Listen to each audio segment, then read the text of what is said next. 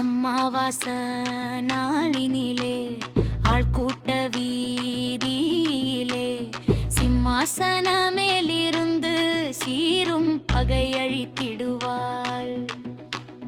வெம்பகை தீர்த்திடவே வேட்டையிலே இறங்கிடுவாள்.